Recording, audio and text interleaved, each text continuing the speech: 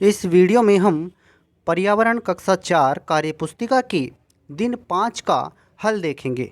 सबसे पहला हमारा प्रश्न है, निम्नलिखित में से किसको पानी में भिगोकर छोटा किया जा सकता है। तो आपको बताना है इनमें से किसे पानी में भिगोकर छोटा किया जा सकता है। ऑप्शन में क्या क्या है, रुई है, मोमबत्ती है, रबर है और कांच की गोली है। तो देखिए इसमें जो रुई है, रुई को अगर हम पानी में भिगोएंगे तो रुई पानी सोख लेगी। तो इसको अगर हम दबाएंगे तो ये दबा करके और छोटी हो जाएगी। तो ये जो रुई है, ऑप्शन ये बिल्कुल सही है। तो रुई को पानी में भिगोकर छोटा किया जा सकता है। अब हम देखते हैं इसमें दूसरे प्रश्न को। दूसरा प्रश्न है हमारा, नीचे दिखाए गए जूते बारिश में पहने जाने वाले दो प्रकार के जूते हैं। नीचे यहाँ पर जूते दिखा रखे हैं, बारिश में पहने जाने वाले दो प्रकार के जूते हैं। एक तो ये रबड़ की चप्पल है और ये रबड़ के जूते हैं। अब बताना क्या है, यदि सड़क पर पानी भर जाए तो रबड़ की चप्पल की तुलना में रबड़ के जूते अधिक उपयोगी कैसे हो सकते हैं। तो ऑप्शन इनमें से हमें चुनना है कौन सा सही है। इससे पैर गर्म रहते हैं। पहली बात तो ये है, जैसे मान लीजिए रबड़ की चप्पल है और ये रबड़ के जूते हैं। तो जो रबड़ के जूते जब हम पहनेंगे तो रबड़ के जूतों में पैर गर्म रहते हैं, ये बात सही है। इससे गीली सड़कों पर फिसलन कम होती है। रबड़ के जो जूते होते हैं इनसे गीली सड़कों पर फिसलन कम होती है, ये बात भी सही है। यह पानी में भीगता नहीं है, ये बात बिल्कुल सही है।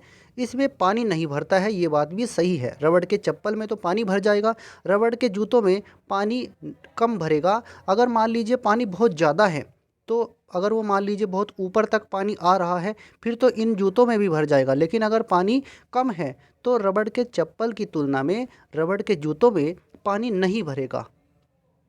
तो ये ऑप्शन भी सही है। तो इसमें हमें ये जो विकल्प दे रखे हैं चारों विकल्प सही हैं, तो आप इन चारों विकल्प को चुन सकते हैं। अब आगे देखते हैं, अगला प्रश्न है हमारा प्रश्न 3 है। यहाँ दिखाया गया है कि बालवाड़ी में 4 उपकरण रखे गए हैं।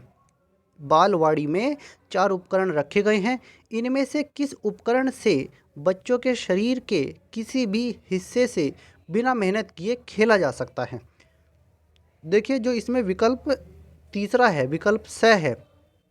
बच्चों को आप इन कुर्सियों पर बिठा दीजिए और फिर ये झूला टाइप का है एक तरह से, फिर इसको आप इधर से घुमा दीजिए तो ये घूमता रहेगा और बच्चे आराम से बैठ सकते हैं। बैठ करके वो आनंद ले सकते हैं इस झूले का, इस उपकरण का, इस खेल के उपकरण का। तो ये जो है ऐसा खेल हो सकता है जो बच्चे बिना किसी शरीर के किसी भी हिस्से से मेहनत किए बिना आसानी से इसको खेल सकते हैं।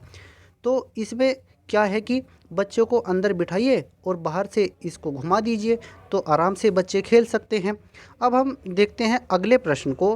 प्रश्न 4 है हमारा, लता का नीचे चित्र में दिखाया गया डस्टपैन खो गया है। यह है डस्टपैन।